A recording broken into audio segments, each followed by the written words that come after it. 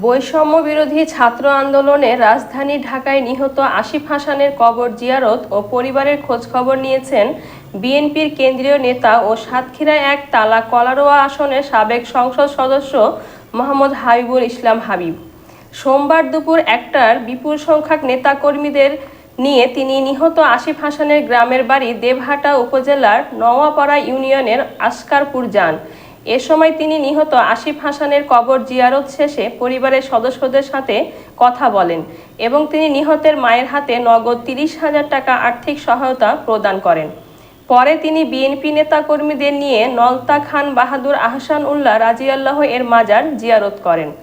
বিএনপির কেন্দ্রীয় নেতা হাবিব এ সময় নিহতের পরিবারের যে কোনো ধরনের সাহায্য সহযোগিতা করার আশ্বাস দেন এবং নিহত আসিফ হাসানের বাড়ির আসকারপুর সড়কটি বীরশ্রেষ্ঠ আসিফ সড়ক নামকরণ করেন।